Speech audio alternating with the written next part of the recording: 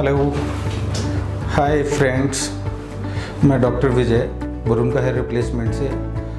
मैं एक hair consultant हूँ और मैं देख रहा हूँ काफ़ी लंबे समय से हमारे इस सेक्टर में, हेयर सेक्टर में एक बहुत ही कन्फ्यूज़न का विषय रहता है कि लोग हमें कॉल करते हैं कि भाई मुझे विग लगवाना है या मुझे बाल लगवाने हैं। तो हम लोग आइडेंटिफाई नहीं कर पाते। कई बार कॉल पे लोगों को ये रिक्वायरमेंट होती है कि भाई मुझे विग चाहिए या पैच चाहिए।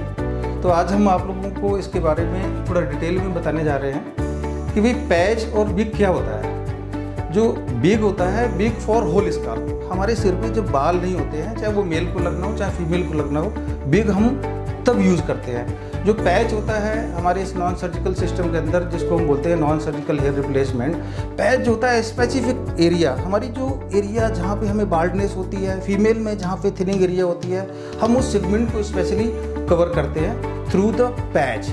उसको पैच बोलते हैं। वो एक यूनिट होती है जिसका साइज सिर्फ उस बाल्ड एरिया को कवर करता है और उसको लगाने के डिफरेंट मेथड होते हैं। तो इसलिए टू दी वेरी क्लियर कि हमें पता रहना चाहिए कि पैच और विग क्या है, समझ गए। तो इसलिए एक लेडीज़ में जो होता है, लेडीज़ में कई बार लेडीज़ में कॉल करके पूछती है कि भाई मुझे विग चाहिए एक। जब भी उनको हम बोलते हैं हाँ विग अवेलेबल है, तो पता लग रहा है कि वो यूज़र नहीं है और वो फर्स्ट टाइम विजिट कर रहे हैं, तो उनको नहीं पता होता है और हम उनको फिर सजेस्ट करते हैं कि नहीं विग नहीं, आपको पैच लगना है। यहाँ पे विग एक अलग चीज़ होती है। सो वी अवेयर, हमें पता रहना चाहिए कि मतलब विग क्या है और पैच क्या है।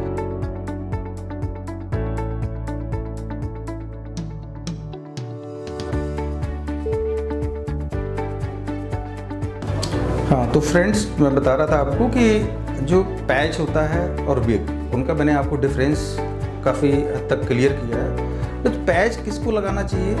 कई बार आपने देखा होगा लेडीज़ जो होती हैं, लेडीज़ में क्या होता है कि हमारा जो ये एरिया होता है, बीच में जो पार्टीशन निकालते हैं, इसमें थिनिंग हो जाती है। कई बार बहुत सारा एरिया, ये पूरा ओवर द स्काल्प दोनों तरफ दो फिंगर का जो एरिया होता है, इसमें पूरा थिनिंग होती है। अभी इस केस में उनको क्या होता है कि जो पैच होता है वो यूज करते हैं। समटाइम्स क्या होता है, किसी के बैक एरिया रहती है, यहाँ पे बहुत ज़्यादा थिनिंग हो चुकी है, तो ऐसे उस एरिया के लिए छोटे छोटे क्लोजर्स आते हैं। वो क्लोजर्स हम लोग क्लिप मेथड के थ्रू यहाँ पे अटैच कर देते हैं उनके पूरे बाल के साथ में, एकदम 100% बिल्कुल एकदम नेचुरल वॉल्यूम के साथ में आपको वो कवर कर देता है। तो उससे हमारा जो जो प्रॉब्लम है वो सॉल्व हो जाती है।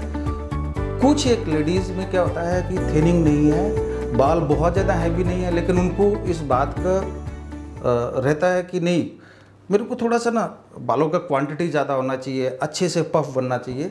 तो उनके लिए एक हमारे पास एक और आइटम होता है जिसको कि हम लोग एक्सटेंशंस बोलते हैं।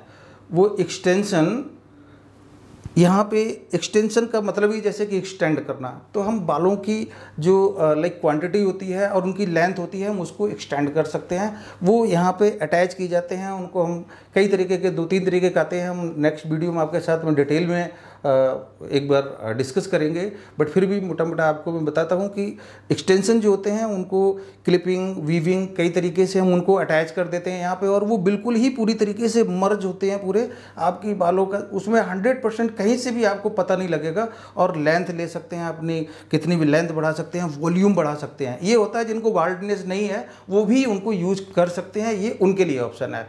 जो बाल्ड लोग होते हैं उनको तो आपको बताया मैंने, जैसे कि क्लोजर यूज़ कर सकते हैं या पैचेज होते हैं। एक विग के बारे में जो आपको मैंने बताया, विग में क्या है कि विग में पूरी आउटलाइनिंग होती है। बाल जब सिर पे नहीं है, किसी को कीमो चलना है, ऐसे केसेस में क्या होता है, जब बाल नहीं है तो हमारी कोई भी नेचुरल हेयर लाइन, ना पोस्टीरियर हेयर लाइन, ना एंटीरियर हेयर लाइन, ना साइड से कहीं से बाल नहीं है, तो क्या होता है कि वो जो विग बनाया जाता है वो पूरा ही हमारे फेस के अकॉर्डिंग साइड लॉक्स बने हुए, और पूरा ही वो एक स्टफ होता है, एक पूरा एक बॉर्डर्स क्रिएट किया जाता है, और जिस स्टफ के ऊपर बाल लगे होते हैं और उसको इसी तरीके से फिक्स किया जाता है। इसमें भी बहुत एडवांस टेक्नोलॉजी के विग्स भी आजकल अवेलेबल होने लग गए हैं। पहले के टाइम और था, अभी तो मतलब विग्स में भी काफ़ी हद तक आप एक नेचुरल लुक ले सकते हो। लेकिन ऑब्वियस है, if you compare with the patch and wig, so वो तो आप समझ सकते हैं कि पैच जो होता है वो मोर नेचुरल और ज़्यादा नेचुरल हो जाता है। लेकिन विग एक बहुत बड़ी हमारी खुद की भी एक हमारी मजबूरी होती है, विग तो तभी हम यूज़ करते हैं। अब किसी कोई कैंसर पेशेंट है, कीमो चलना है और वो कवर करना चाहते हैं, तो एक अपने को एटलीस्ट कम से कम कैमोफ्लेज कर लेते हैं, एक कवरअप मिल जाता है, हेजिटेशन उनकी दूर होती है, समझ गए। तो ये है हमारा इसके बारे में जो, तो आई थिंक मेरे हिसाब से आप लोगों को काफ़ी हद तक क्लियर हो गया होगा। सो अगर इस तरीके की किसी की कोई रिक्वायरमेंट्स है या आपको किसी तरीके का कन्फ्यूज़न है, तो आप हमारे इस वरुण का हेयर रिप्लेसमेंट सेंटर से आप संपर्क कर सकते हैं। दिए गए जो नंबर्स हैं उन पे आप कॉल करके आप हमसे इंक्वायरी कर सकते हैं, पूछ सकते हैं कि इसमें हमें क्या चाहिए होगा। आपसे हम उसी तरीके से क्वेश्चनिंग करेंगे। आप अगर घर पे भी हैं कंफर्टेबल, क्योंकि ये टाइम ऐसा चल रहा है, कोरोना का टाइम है, लोग विजिट करना पसंद नहीं करते हैं। सो हमें एटलीस्ट इतना पता होना चाहिए। आप इंक्वायर करेंगे, देन हम आपसे पूछेंगे और आपको उस चीज़ को सजेस्ट करेंगे कि क्या बेटर ऑप्शन है आपके लिए और क्या नहीं है, ठीक है ना।